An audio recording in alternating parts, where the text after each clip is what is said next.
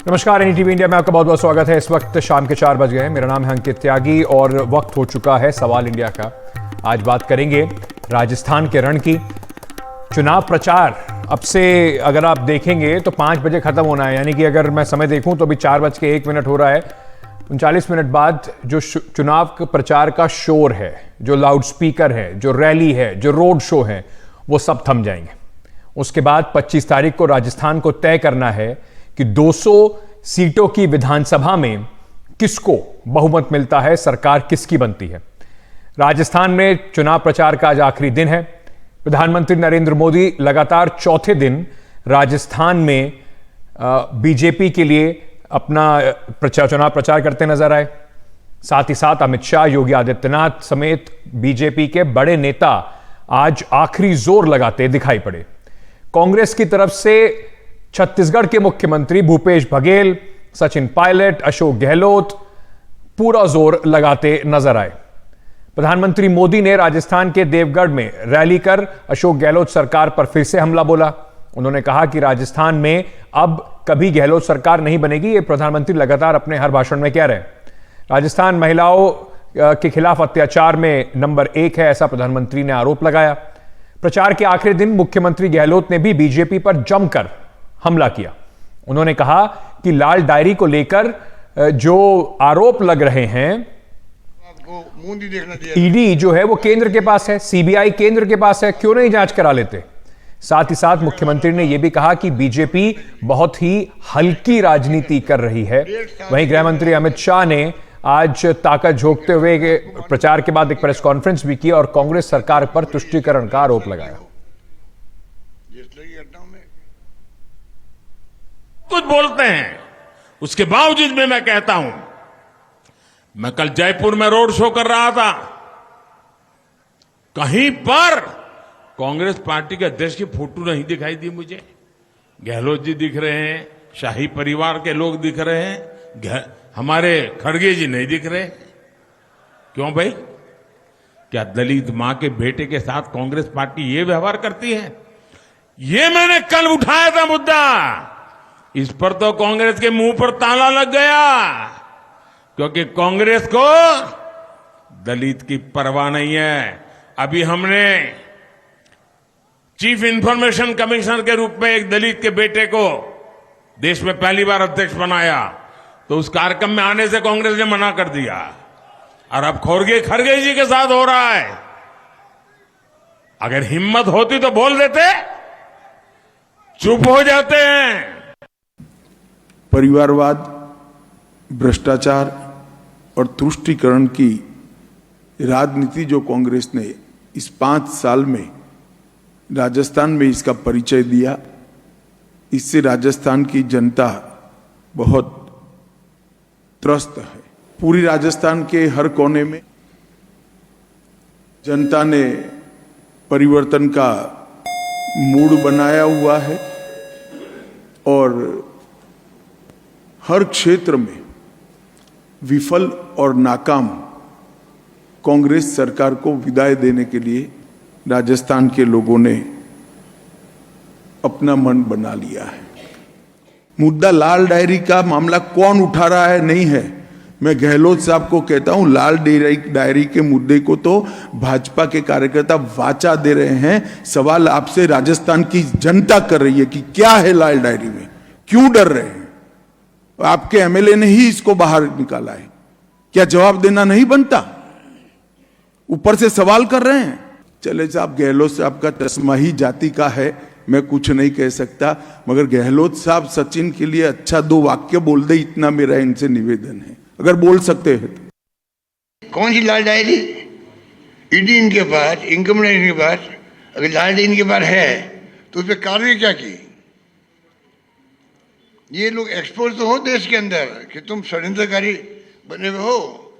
आप षड्यंत्र करके देश की सरकारों में चुनाव जीतना चाहते हो, मुख्यमंत्री अरेस्ट करना चाहते हो। छापे डाल दिए, पीसी प्रेसिडेंट के घर पे 10 घंटे बैठे रहे, कोई एक सवाल नहीं पूछा उनको। उनके बेटों को नोटिस दे दिया, मेरे बेटे को नोटिस दे दिया। इतने हल्के स्तर पे जाके राजनीति कर रहे हैं लोग। गारंटी 7 गारंटी हमारी जो घर घर पहुंच गई है और मुझे कहते हो घर है, तो 1 करोड़ का आंकड़ा लगभग टच कर लिया, 1 करोड़ का आंकड़ा टच कर लिया।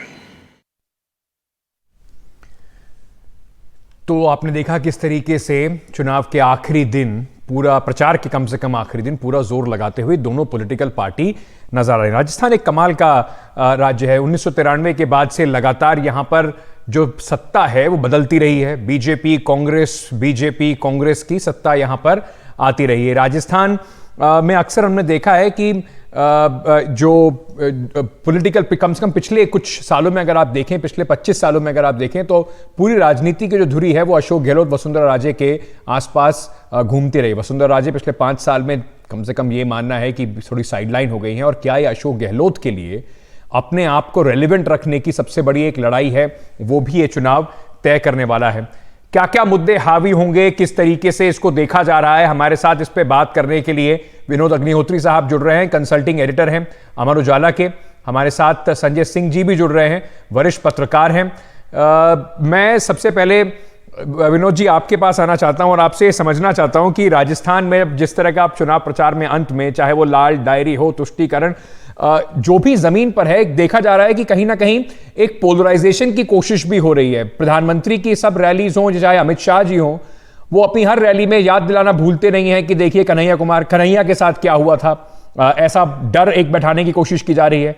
तो जनता ये सवाल पूछ रही है, लोगों के मन में भी सवाल होगा कि जब इतने कम मुस्लिम मतदाता हैं राजस्थान में, तो बीजेपी का ये जो दांव है ये क्यों खेला जा रहा है और क्या ये चलेगा? देखिए अंकित जी, हमारे गांव में डॉक्टर साहब थे बचपन में, तो उनके पास हम लोग जाते थे किसी भी बीमारी के लिए, खांसी, सर्दी, जुकाम, पेट दर्द, कमर दर्द, पैर दर्द, तो एक लाल दवाई वो देखते थे, लाल टॉनिक मिक्सचर, और कहते थे ये पियो ठीक हो जाएगा। कभी ठीक हो जाता था, कभी नहीं ठीक होता था। तो वही उसी तरह ध्रुवीकरण जो है वो भारतीय जनता पार्टी की लाल दवाई है, जो हमेशा हर चुनाव में वो इस्तेमाल करते हैं। कहीं उसको उस पर कामयाबी मिलती है और कहीं कामयाबी नहीं मिलती है, लेकिन वो उसका एक पेटेंट है हिंदुत्व का ध्रुवीकरण। वो चाहे मध्य प्रदेश का चुनाव हो, कर्नाटक का चुनाव हो, छत्तीसगढ़ का चुनाव हो, बिहार का चुनाव हो, उत्तर प्रदेश का चुनाव हो, बंगाल का चुनाव हो, दिल्ली का चुनाव हो, कोई ऐसा चुनाव बता दीजिए जिसमें भारतीय जनता पार्टी के नेताओं ने ध्रुवीकरण की कोशिश न की हो। उत्तर प्रदेश में सफलता मिल जाती है, बंगाल में नहीं मिलती है, दिल्ली में नहीं मिलती है, कर्नाटक में नहीं मिलती है। तो अलग अलग तरह से जो है उसका असर होता है। तो आखिर में चूंकि वो उसका मूलभूत हथियार, वैचारिक हथियार है भारतीय जनता पार्टी, तो चाहे वो राजस्थान में कन्हैयालाल का मुद्दा उठाना हो, या मध्य प्रदेश में राम मंदिर और राम के पोस्टर की बात हो, या छत्तीसगढ़ में इसी तरह की बात हो, तो ये उनकी कोशिश रहती है, वो उनका वैचारिक एक तरह से आधार है। लेकिन राजस्थान का जो चुनाव है, दरअसल वो 2 मुद्दे हैं प्रमुख वहां। एक मुद्दा तो जो वहां की राजनीति, जैसा आप बताया 1993 का बदलाव की राजनीति है, कि हर 5 साल में बदलाव होने का एक सिलसिला वहां रहा है। दूसरा मामला है अशोक गहलोत सरकार के द्वारा किए गए काम, जिनको लेकर के लोग वाकई तारीफ करते हैं। और यहां तक कि प्रधानमंत्री जी को भी अपनी चुनावी सभाओं में कहना पड़ा कि अगर भाजपा की सरकार बनती है तो अशोक गहलोत सरकार की योजनाएं जारी रहेंगी। यानी एक तरह से ये स्वीकारोक्ति है कि उन योजनाओं का असर जो है जमीन पर है और वो योजनाएं बेहतर है, इसीलिए जारी रहने की बात की गई। तो कुल मिलाकर के लड़ाई जो है ये इन दोनों नैरेटिव्स के बीच में है, परिवर्तन और दूसरा निरंतरता। अब निरंतरता भारी पड़ती है या परिवर्तन भारी पड़ता है, इसके आधार पर चुनाव का फैसला होगा। जी, ये जो बात लगातार हो रही है, अशोक गहलोत को घेरने की कोशिश हो रही है, प्रधानमंत्री नरेंद्र मोदी सचिन पायलट के जरिए गुर्जर वोट को भी अपनी तरफ साधने की कोशिश कर रहे हैं। अंत में अब जब चुनाव का शोर खत्म हो रहा है, ऐसी कौन सी प्रमुख बातें हैं जो आपको लगता है कि वोटर के मन में अंत में रह जाएंगी? चाहे हम बात करें डिवाइडेड हाउस, वो दोनों जगह देखा, दोनों जगह पे कांग्रेस में भी इस तरीके से देखा कि एक खेमा अशोक गहलोत, एक खेमा सचिन पायलट, बीजेपी में भी इस तरह के खेमे दिखाई पड़े। कुल मिलाकर अगर रेवड़ियों की बात करें तो दोनों ने ही अपने मैनिफेस्टो में दबाकर मुफ्त की कई सारी योजनाएं लोगों तक पहुंचाई हैं। तो क्या ऐसे मुद्दे हैं जो आपको लगता है कि इस बार का चुनाव तय करने वाले? देखिए, अब तो एक ही मुद्दा है कि इनको रखना है, अशोक गहलोत को, या अशोक गहलोत को हटाना है। कांग्रेस की सरकार रखनी है, हटानी है। वो जो बाकी चीजें थी, वो चीज मतलब परिप्रेक्ष्य में जाकर के वोटर के मन को स्थिर करके वहां तक लेकर के आ गई। लेकिन 2 चीज उसमें आपको महत्वपूर्ण था जो आप पहले सवाल पूछ रहे थे उसमें। कन्हैयालाल एक व्यक्ति की हत्या नहीं थी। अहियालाल की हत्या ये बताती है कि सर तन से जुदा का जो ये स्लोगन कई जगह उठता है, क्या उसका प्रतिकार भी ये लोग करते हैं या नहीं करते हैं? उसका प्रतिकार कोई सेकुलर लेफ्ट लिबरल ग्रुप कहीं नहीं करता है। आम जगह वो बहुत सारी चीजों का वो भाषण देते हैं। दूसरी चीज ये है कि अगर आप देखेंगे कि नुपुर शर्मा के एक बयान पे, मैं अभी उस पे नहीं जा रहा हूं, लेकिन मुस्लिम पॉपुलेशन राजस्थान में अबाउट 9% है। अगर मान लीजिए कि इस तरह के इश्यूज उठाना या कहीं भी जो बहुसंख्यक या आबादी है या हिंदू के किसी भी चीज की बात है, या मुस्लिम अपीजमेंट माइनॉरिटी में, तो बाकी अब जैन और उनका बुद्धिस्ट का तो अपीजमेंट करते नहीं है, तो मुस्लिम अपीजमेंट कहना ज्यादा सही होगा। क्या वो मुद्दे रियल हैं या मतलब भोज मुद्दे हैं? वो मुद्दे रियल हैं कई जगह, तो उन मुद्दों की बात करना क्या ध्रुवीकरण करने का ही प्रयास है? क्योंकि बहुत सारे लोगों का मानना है कि ध्रुवीकरण जो होता है, मतलब रिवर्स ध्रुवीकरण का जो बहुत सारे लोग चाल चलते हैं, उसका फायदा बीजेपी को होता है। यहाँ कोई तीसरी पार्टी नहीं है, तो मुस्लिम वोट स्वाभाविक तौर पे कांग्रेस को जाएगा। वो पॉपुलेशन अबाउट 9% है, तो 9% कई सारे पॉकेट्स में अगर देखेंगे तो वो पॉपुलेशन मतलब स्प्रेड ओवर के हिसाब से कुछ एरिया में उनका कॉन्सेंट्रेशन ज्यादा होगा, तो वो पॉपुलेशन सब्सटैंटिव एक पॉपुलेशन हो सकता है डिफरेंट कंस्टिट्यूएंसी में वोटिंग के पोजीशन को। लेकिन संजय जी, कुल मिलाकर अगर आप देखेंगे तो 20 करीब ऐसी सीटें हैं जहां पर प्रभाव है, लेकिन वहां पर भी निर्णायक प्रभाव नहीं है। कि ऐसा नहीं है कि अगर वो एक तरफा वोट कर देंगे तो वहां पर जीत और हार का फैसला सिर्फ उनके वोट से हो जाएगा। नहीं, उसमें क्या होता है अंकित कि एक तरफा, तो जैसे मान लीजिए वेस्ट बंगाल के कुछ कंस्टिट्यूएंसी होंगे, यूपी के कुछ कंस्टिट्यूएंसी होंगे जहां की वो होगा, लेकिन वो हार जीत का फैसला में काफी इंपॉर्टेंट होता है। मान लीजिए 5,000 वोट भी कहीं एन ब्लॉक किसी को पड़ता है, 10,000 भी वोट पड़ता है, तो वहां से वोटिंग काउंटिंग की उस कैंडिडेट की शुरुआत होती है या उस पार्टी की शुरुआत होती है, तो वो काफी अहम हो जाता है। दूसरी चीज, एक जो सचिन पायलट या राजेश पायलट का मुद्दा जो पीएम ने उनका उठाया था, और आज मल्लिकार्जुन खड़गे की जो बात है, तो एक इसके माध्यम से संदेश देने की बात हो जा रही है कि जिसमें कि आप देखिए बहुत सारे समय में आप दूसरे तबके की बात करते हैं या एक फैमिली की बात है, तो जैसे पिछला चुनाव तो सचिन पायलट का काफी बड़ा हाथ था 2017 में। जो लोग भी राजस्थान गए थे या बाहर से देख रहे थे वहां थे, और सचिन पायलट मतलब ग्राउंड पे लगे हुए थे, जिसका प्रतिकार उसको दूसरे शब्दों में उन्होंने कहा। सचिन पायलट को उसका जवाब क्लैरिफिकेशन देना पड़ा, हालांकि बहुत सब्सटैंटिव क्लैरिफिकेशन नहीं था, लेकिन बहरहाल क्लैरिफिकेशन उनको देना पड़ा। जी, ये एक बड़ा इंटरेस्टिंग होगा देखने का कि एक बार क्या गुर्जर वोट जो है, जो अभी तक हमने देखा है कि सचिन पायलट या पायलट परिवार को के पीछे रहता है, वो क्या कितना उसको तोड़ने में सफल होते हैं। लेकिन विनोद जी, जो इसी बात पर जो संजय जी कर रहे थे कि क्या ये मुद्दे असली है, क्या कहीं ना कहीं ये जो बात बार बार उठाई जाती है, क्योंकि राजस्थानी वो शहर है जहां पर एक वीडियो भी सामने आया था जिसमें एक वीडियो पर एक मुस्लिम व्यक्ति की एक हिंदू व्यक्ति ने हत्या की थी, उसका एक वीडियो बनाया था, एक माइग्रेंट वर्कर था। तो क्या ये पोलराइजेशन का जो पूरा खेल है, ये इस वजह से भी है कि कहीं ना कहीं कास्ट में डिवाइडेड जो वोट है उसको एक बड़े हिंदुत्व अम्ब्रेला के अंदर लेकर आया जा सके, आपको यह बताया जा सके कि कास्ट की आइडेंटिटी पे मत जाइए, हिंदुत्व आइडेंटिटी पे वोट कीजिए? देखिए, ये तो राजनीति का की दो धाराएं हैं। एक राजनीति की धारा जो है वो जाति ध्रुवीकरण की राजनीति करती है, दूसरी हिंदू ध्रुवीकरण की राजनीति करती है। अभी जैसे कन्हैयालाल की बात हुई, अब कन्हैयालाल के मामले में ये देखना पड़ेगा एक्शन क्या हुआ। 24 घंटे के अंदर गिरफ्तारी होती है, कन्हैयालाल के परिवार को पूरी सहायता दी जाती है, सरकारी नौकरी दी जाती है। सरकार रिएक्ट कैसे कर रही है? कोई घटना कहीं भी हो सकती है, कोई किसी को चाकू छुरी गोली मार सकता है किसी भी राज्य में। हमारे उत्तर प्रदेश में जहां योगी जी का इतना कानून व्यवस्था की हम लोग बात करते हैं, वहां भी हत्याएं होती हैं और हर तरह की हत्याएं होती हैं। तो लेकिन सवाल है सरकार रिएक्ट कैसे करती है। अगर कन्हैयालाल के हत्यारों को पकड़ा न गया होता, अगर कन्हैयालाल के हत्यारों को सरकार बचा रही होती और उनको जो है तो मुद्दा बनता।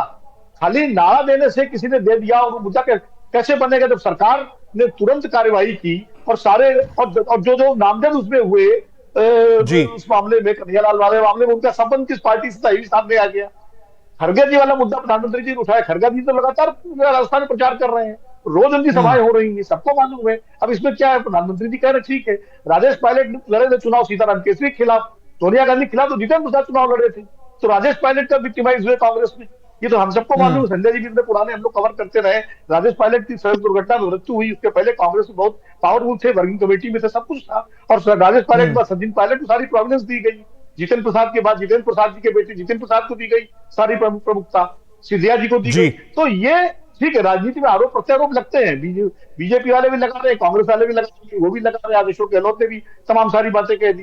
तो जी। लेकिन अब चुनाव लगभग सेटल हो गया है, अब मुद्दे लोगों के दिमाग में, जैसा संजय जी कह रहे हैं, जो पहुंचाने थे पहुंचा दिए गए हैं। अब लोग ये तय करेंगे कि, जो मैं सहमत हूं संजय जी की बात से, कि चुनाव अब सिर्फ ये होगा कि अशोक गहलोत की सरकार रहनी है या जानी है।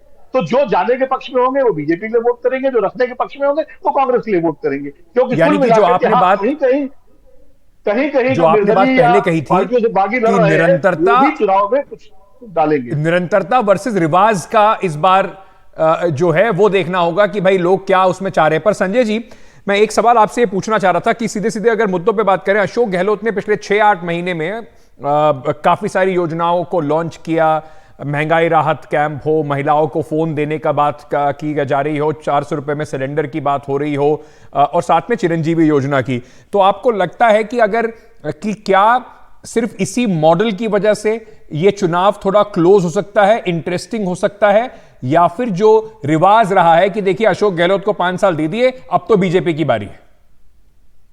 ये अंकित, ईमानदारी की बात यह है कि अशोक गहलोत के वेलफेयर स्कीम जो है, उसी के कारण आप ये डिस्कस भी, या कहीं राजस्थान का चुनाव पड़ना, चुनाव का जो रिजल्ट है वो बहुत पहले ही मतलब डन एंड डस्टेड का डिक्लेरेशन हो गया। जी जी। उनकी कुछ योजनाएं ऐसी हैं, और अशोक गहलोत के लिए एक तबका राजस्थान में है।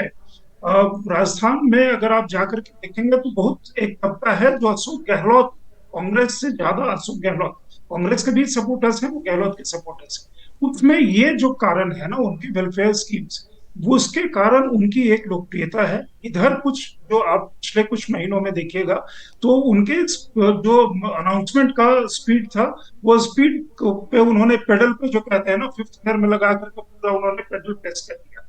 तो अभी जो उन्होंने योजनाएं घोषित की हैं, क्या वो घोषणाएं जो हैं बीच में जनता के में जो जिस वर्ग में उनके प्रति असंतोष या आक्रोश है, क्या उसको वो नलिफाई कर पाएगा, न्यूट्रलाइज कर पाएगा? मेरे ख्याल से थोड़ा मुश्किल है। क्योंकि जो भी अभी उनको कांग्रेस को वोट मिलेंगे वो उन्हीं चीजों पे मिलेंगे जो अशोक गहलोत का अपना रीच है। क्योंकि बाकी बहुत सारी चीजें वो बीच में गड़बड़ हो गई थी, उनके पार्टी के अंदर इतना सारा कुछ रहा, तो कंफ्यूजन की स्थिति रही, गवर्नेंस का भी टाइम दिखेगा ठीक से, बहुत सारे समय में इतना सारा पॉलिटिकल मैनेजमेंट उनको करना पड़ा था कि गवर्नेंस पे फोकस नहीं कर पा रहे थे ठीक से। तो इधर जो उन्होंने अनाउंसमेंट किया वो निश्चित रूप से इस इलेक्शन को इंटरेस्टिंग बना दिया, वरना ये इलेक्शन मतलब पूरी तरह वो डिक्लेयर्ड होता डन एंड डस्टेड, एक तरफा हो सकता था। लेकिन विनोद जी, इसमें एक पेच कहीं पर यह भी है कि क्या अशोक गहलोत ने ये जो घोषणाएं करी है, देखिए एक फर्क है मध्य प्रदेश में अगर आप शिवराज सिंह चौहान को देखें और राजस्थान में अशोक गहलोत को, बार बार यही बात हुई, दोनों ने रेवड़ियां बांटी हैं। लेकिन शिवराज सिंह चौहान ने लाडली बहना योजना के तहत जो सीधा पैसा लोगों, महिलाओं के अकाउंट में जाना शुरू करा है, ऐसी कोई योजना राजस्थान में दिखाई नहीं पड़ती। राजस्थान की जो सारी योजनाएं हैं वो है कि भाई आपका सिलेंडर खाली हो जाए तो 400 रुपए में आपको सिलेंडर मिल जाएगा, आप बीमार हो जाएं तो 25 लाख का आपके लिए इलाज मुफ्त हो जाएगा। तो क्या ये जो कहीं ना कहीं चूक इसे माने कि कैश, भाई लोगों के जेब में पैसा आएगा तो वो एक बड़ा मोटिवेटिंग फैक्टर होता है कि आज हमारे पास पैसा आ रहा है, कल पता नहीं होगा या नहीं होगा, सिलेंडर कल चाहिए नहीं चाहिए, ये एक दूसरी ख्याल हो सकता है। नहीं, कई योजनाएं हैं, पैसा देने वाली बहुत सारी योजनाएं हैं, ऐसा नहीं है। अगर आप उनकी सारी योजनाओं की व्याख्या करें, समीक्षा करें, मोबाइल जिस तरह कितने 40-45 लाख कितने मोबाइल उन्होंने बांटे सीधे सीधे, और जो 25 जो चिरंजीवी योजना है वो तो इसलिए बहुत ज्यादा लोकप्रिय है कि आदमी को सबसे ज्यादा दर्द होता है बीमार पड़ने पर, और राजस्थान जैसे राज्य में जहां स्वास्थ्य की सुविधाएं दूर दराज इलाकों में बहुत कम है और वहां बीमारी का डर और बहुत ज्यादा हो, ऐसे में अगर ये सुरक्षा का आश्वासन है कि अगर कोई घर में बीमार पड़ता है तो 25 लाख रुपए तक का इलाज उसका मुफ्त होगा, ये कम बड़ी बात नहीं है। इसीलिए संजय जी सही कह रहे हैं, आज कांग्रेस अगर वहां लड़ पा रही है बीजेपी से तो सिर्फ अशोक गहलोत की योजनाओं के दम पर, और नहीं तो राजस्थान में हमेशा चुनाव का नतीजा चुनाव से पहले ही हम लोग घोषित कर देते थे एक तरफा कि भाई इस बार बीजेपी, इस बार कांग्रेस, इस बार बीजेपी, इस बार कांग्रेस, और लोग भी बताते थे।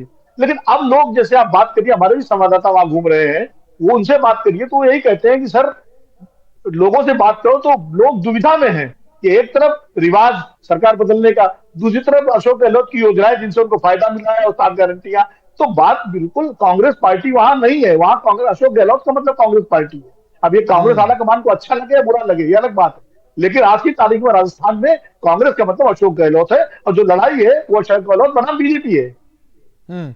अशोक गहलोत अपनी रैलीज में आजकल ये कहते भी, बार बार ये बात कह भी रहे हैं, संजय जी अंत में संक्षेप में जवाब दीजिएगा, वो बार बार ये बात कह भी रहे हैं कि देखिए 200 सीटों पर चुनाव मैं लड़ रहा हूं, जो प्रधानमंत्री नरेंद्र मोदी कहते हैं दिल्ली से, और कहते हैं कि आपका सीधा हर जो आप हमें वोट देंगे वो मेरे पास आएगा। अशोक गहलोत भी कुछ इसी तरह की बात कहते हैं, राजस्थान में नजर आ रहे हैं। लेकिन अंत में संजय जी, अशोक गहलोत की जो पूरी बात हो रही है कि क्या ये चुनाव, एक बड़ी इंटरेस्टिंग बात, जैसे विनोद जी भी कह रहे थे कि उनके भी संवाददाता वहां जा रहे हैं, जो कुछ लोगों से मेरी बात हुई वो कह रहे हैं देखिए बदलना तो है लेकिन अशोक गहलोत के खिलाफ एंटी इनकम्बेंसी नहीं है, तो क्या ये कोई सरप्राइज यहां पर दे सकता है?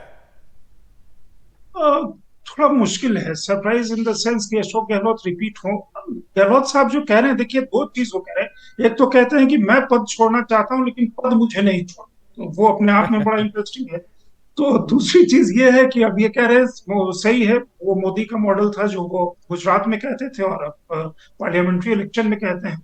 राजस्थान में थोड़ा जो गुजर वोट वाली जो बात अभी हम लोग कर रहे थे, ये कहने से क्या सचिन पायलट के जो सपोर्टर्स या उनका काज ग्रुप जो है, इसका मतलब कि अगले बार भी सचिन पायलट का कहीं कोई नंबर आने वाला नहीं है। somebody who was deputy chief minister, state president, जो इतना लड़े और सब कुछ किए, तो अगली बार भी उनका नंबर नहीं आने वाला है। इस बीच में क्या हुआ है कि ये 3 स्टेट में आप देखेंगे तो 3 स्टेट में मजबूत कद्दावर कांग्रेस के नेता उभर गए, जो आला कमान का फोटो भी मतलब कहीं वो साइड में लगा दे रहे हैं और उस तरह का है। तो एक सिचुएशन नई तरह की बनी है इन चुनाव में कांग्रेस की। और अशोक गहलोत जो कह रहे हैं, या आज मैं देखा कि बहुत सारी चीजों पे जिस तरह से वो टिप्पणी कर रहे थे, थोड़ा सा नॉर्मली वो मतलब थोड़ा सही शांत होकर के या कभी कभी कुछ बोल जाते हैं। आज मुझे लगा शायद अब चुनाव के पास आ गए हैं इसलिए, या अदरवाइज भी बहुत सारा मैनेजमेंट करना होगा, या जिस तरह का प्रहार झेल रहे हैं बीजेपी की तरफ से या अकेले लड़ रहे हैं, थोड़ा मुझे लगा कि सिचुएशन जो है उन्हें लग रहा है कि ये मुश्किल हो सकती है। कुल मिलाकर जो आप दोनों ने बात कही कि 3 तारीख को जब नतीजे इसके आएंगे, तो कम से कम जो हमेशा होता था कि चलिए राजस्थान का नतीजा पता है, वो स्थिति थोड़ी सी इंटरेस्टिंग जरूर बन गई है इस बार का, जिस तरीके से चुनाव लड़ा गया है। तो क्या कैसे निकल कर आते हैं, कौन कितनी सीट जीतता है, ये एक बड़ा ही इंटरेस्टिंग कम से कम होने वाला है। 3 तारीख को इसको विश्लेषण करने में मजा बहुत आएगा। आप दोनों का बहुत बहुत शुक्रिया हमारे साथ जुड़ने के लिए, लगातार इस पर अपना एक्सपर्ट कमेंट्स और पैनी नजर जो आपने बनाई है वो दर्शकों तक पहुंचाने के लिए। एक छोटा सा ब्रेक लेके वापस आ रहे हैं, वापस आएंगे तो उत्तराखंड चलेंगे और वहां पर लाइव अपडेट लेंगे कि कितना और वक्त लगने वाला है 41 मजदूरों को बाहर निकालने में।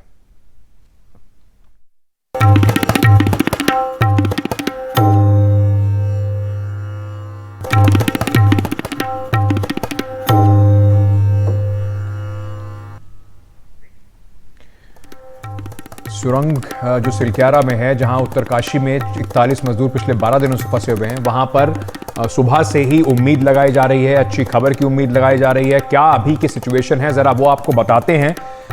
उत्तरकाशी के सिलक्यारा में जो सुरंग है, मजदूरों को निकालने की जो पूरी कोशिश है वो तेज गति से जारी है, लेकिन एक लोहे के सरिये की आने की वजह से रुकावट पैदा हो गई है, जिसके चलते काम थोड़ा धीमा हुआ है और सरिया को काट कर निकाले जाने के बाद एक बार फिर से जो ड्रिलिंग मशीन है, जो ऑगर मशीन है, वो अपना काम करेगी।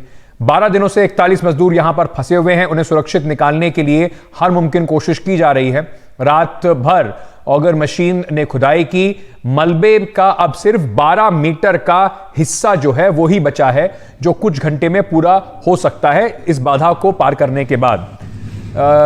मजदूर इसके बाद वहां से बाहर निकल सकेंगे, ऐसी उम्मीद जताई जा रही है। इस बीच दिल्ली से कुछ और विशेषज्ञ जो हैं वो उत्तरकाशी पहुंचे हैं, जो तकनीकी मुश्किलों में मदद करेंगे। हाँ, दोनों सामने।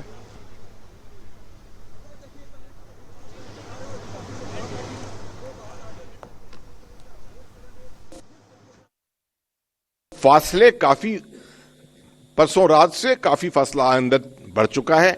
22 मीटर पहले था, तकरीबन 45 मीटर तक पहुंच गया था कल रात को। उसके बाद और प्रोग्रेस हुआ था जब तक कि यह बाधा पड़ी थी। सुनने में आया है कि अभी दोबारा थोड़ा रुकावट आई है उसको दूर की जा रही है उस रुकावट को। तो ये रुकावटें 10, 12 या 15 मीटर जो आपकी रह गया है उसके अंदर 2, 3 या 4 दफे और आ सकती हैं, और ये वही कार्रवाई आपको रिपीट करनी पड़ेगी पूरी। जो ऑक्सीएक्सिलिन के साथ आपने गर्डर्स को काटा है या क्या मालूम सामने कोई कंक्रीट का ब्लॉक आ गया है, जो कुछ भी करना है आपने उसको दोबारा करना पड़ेगा, तो उसमें वक्त लगेगा।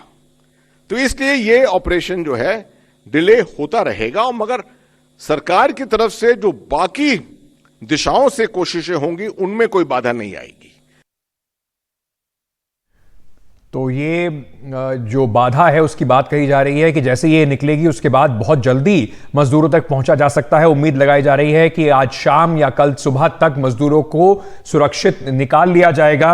ये जो पूरा पिछले 12 दिनों से चल रहा है मामला, इसमें अगर आप देखें तो कुल मिलाकर यहां पर लगातार जो है हर तरह की कोशिशें की जा रही हैं। मैं आपको ये भी बताना चाहता हूं कि उत्तराखंड के मुख्यमंत्री आज पहुंचे थे इस टनल में बचाव का काम का जायजा लेने के लिए। उन्होंने सुरंग में थोड़ा भीतर जाके जो फंसे हुए मजदूर हैं उनसे बातचीत भी की। जरा आपको पहले वो सुनवाते हैं।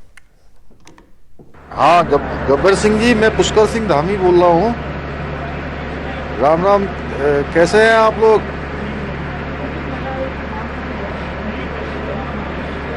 अच्छा, चलिए भाई, बहुत हम लोग बिल्कुल पास पहुंच गए हैं और बड़ी आप लोगों की हिम्मत है और बहुत ही आप लोगों के लिए सब लोग प्रार्थना कर रहे हैं यहाँ, और हम लोगों को उम्मीद भी है। मैं भी रात से आ गया हूँ, जनरल साहब भी आ गए हैं यहाँ पर, और प्रधानमंत्री जी रोज़ आप लोगों के बारे में रोज़ चिंता कर रहे हैं, रोज़ अपडेट लेते हैं मुझे सवेरे 7 बजे। आज भी अभी आया है, अभी बताया है, बिल्कुल 45 मीटर से आगे हम लोग आ गए हैं और मुश्किल से 10 मीटर और आना है। बीच बीच में क्या है कि सरिया वगैरह आ जा रही है ना ये, तो हाँ, तो आप लोगों को पता ही है। थोड़ा सा ये है कि हिम्मत बता के, और किसी सबकी तबीयत वगैरह अच्छी ठीक है ना वहाँ पर? चलिए, नहीं चिंता एक्चुअली में नहीं, बहुत सब लोगों की दुआ है कि जल्दी से जल्दी सब लोग बाहर आ जाएंगे। हम लोग प्रार्थना कर रहे हैं। सीधे चलते हैं, हमारे सहयोगी किशोर रावत इस वक्त हमारे साथ जुड़ रहे हैं। किशोर, फूक फूक कर इस वक्त कदम रखा जा रहा है, बहुत कोशिश की जा रही है कि बिना किसी और रुकावट के जल्द से जल्द ये काम खत्म किया जाए। कहां पर अभी बात फंसी हुई है और कितना समय और लगेगा? देखिए, समय की अगर बात करें तो करीबन 2 से 3 बजे जो बात हुई थी ऑफिशियल के साथ, 15 घंटे लगेंगे। 15 घंटे और इंतजार करना पड़ता हो सकता है कि सुबह जब लोग अपनी नींद से उठ रहे हों तब इन लोगों को रेस्क्यू किया जा चुका होगा।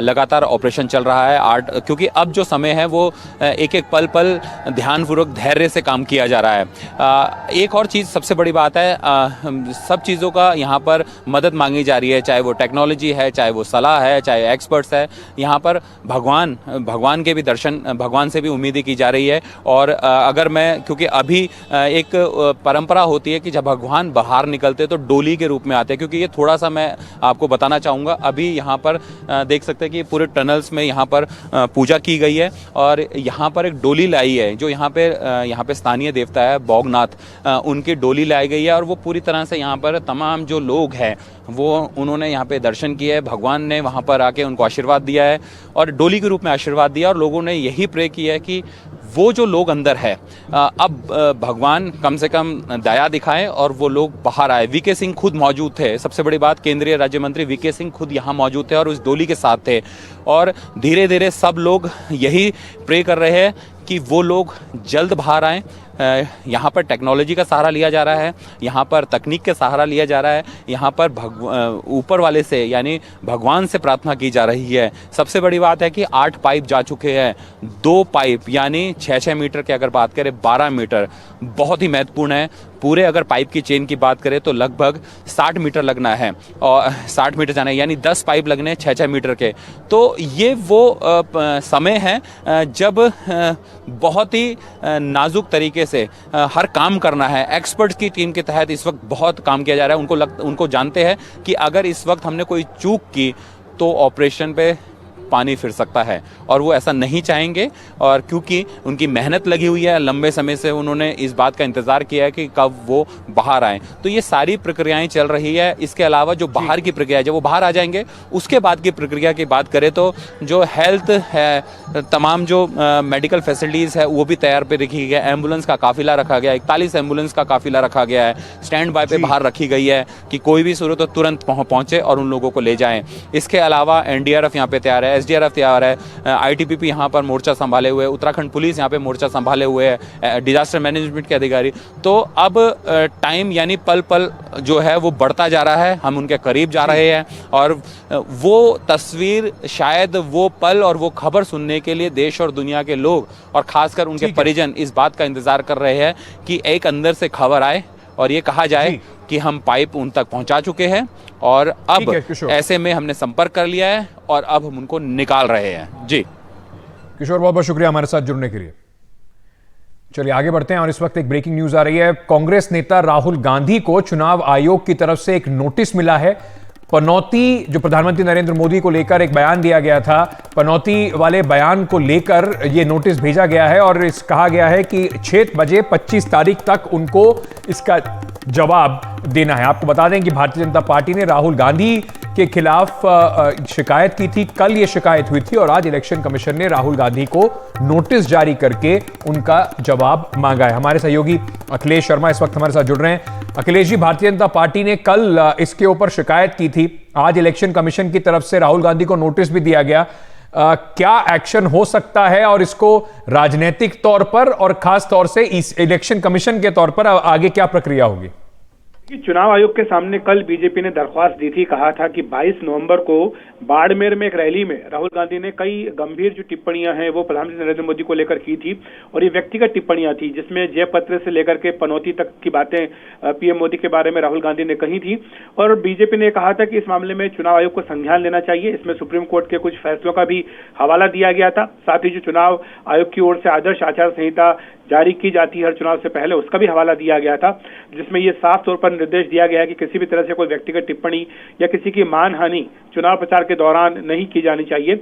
और जो सुप्रीम कोर्ट का आदेश है उसमें यह स्पष्ट तौर पर कहा गया कि जहां एक तरफ अभिव्यक्ति की आजादी है, वहीं जो मान सम्मान है उसकी रक्षा करने का भी अधिकार सामने वाले व्यक्ति को है, जो कि राइट टू लाइफ के अंतर्गत आता है।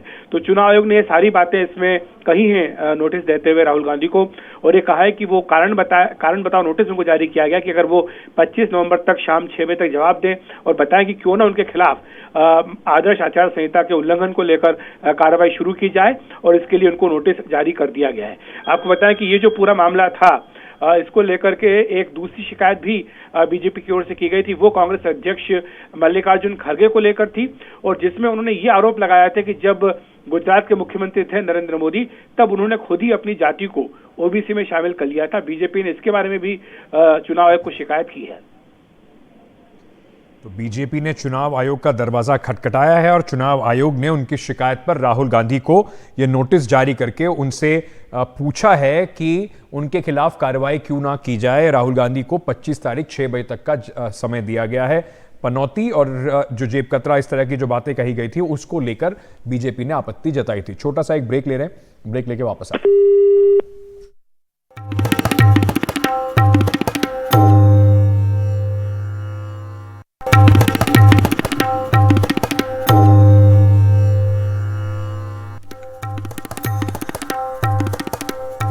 दुखद खबर है, कल से इस खबर पर हमारी नजर बनी हुई है। जम्मू कश्मीर के राजौरी में जो जारी मुठभेड़ है उसमें एक पाकिस्तानी आतंकवादी मारा गया है। क्वारी नाम का यह आतंकवादी जो है वो लश्कर तौयबा का बड़ा आतंकवादी है। इसको आईडी एक्सपर्ट और एक स्नाइपर के तौर पर ट्रेनिंग मिली है। इस मुठभेड़ में सेना के 2 अफसर और 2 जवान अब तक शहीद हो चुके हैं। कल सुबह से ही सेना और आतंकवादियों के बीच में जबरदस्त मुठभेड़ जारी है। सेना के पास आतंकवादियों की मौजूदगी को लेकर एक इनपुट आया था। इसके बाद सेना ने इलाके की घेराबंदी करके वहां पर ऑपरेशन शुरू किया। आतंकवादियों ने घात लगाकर ताबड़तोड़ गोलियां बरसाई, जिसमें सेना के 2 अफसर और 2 जवान शहीद हुए हैं। सेना इस मुंहतोड़ जवाब दे रही है। सेना ने एक सेना की टुकड़ी जो है वो और वहां पर भेजी गई है। पूरे इलाके को खाली करा लिया गया है और आतंकवादियों की तलाश जारी है।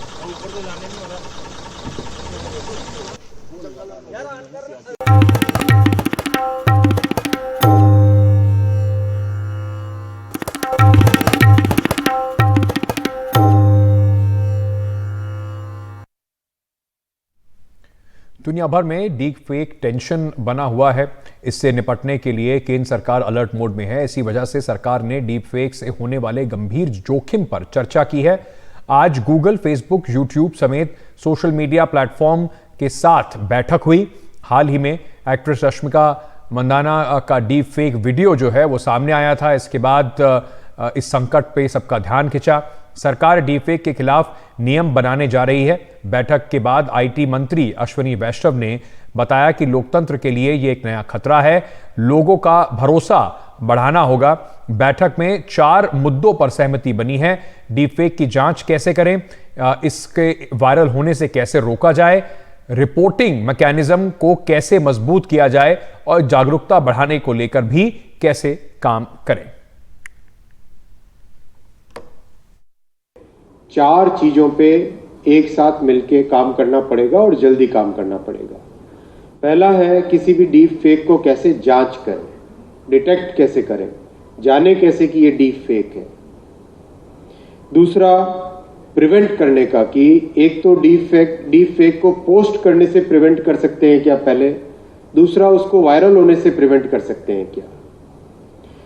तीसरा, रिपोर्टिंग मैकेनिज्म, जैसे भी किसी भी ऐप में कभी भी कोई भी यूजर अगर रिपोर्ट करना चाहे कि ये डीप फेक है, इसके कारण नुकसान हो रहा है, इसके कारण प्रॉब्लम हो रही है, ये गलत है, तो उस रिपोर्टिंग मैकेनिज्म को कैसे स्ट्रांग किया जाए ताकि एकदम तुरंत कार्रवाई हो सके। चौथे पॉइंट पे जिस पे सबका आज एग्रीमेंट हुआ वो है कि अवेयरनेस बढ़ाने के लिए सब मिलके काम करेंगे, सरकार भी काम करेगी, इंडस्ट्री भी काम करेगी।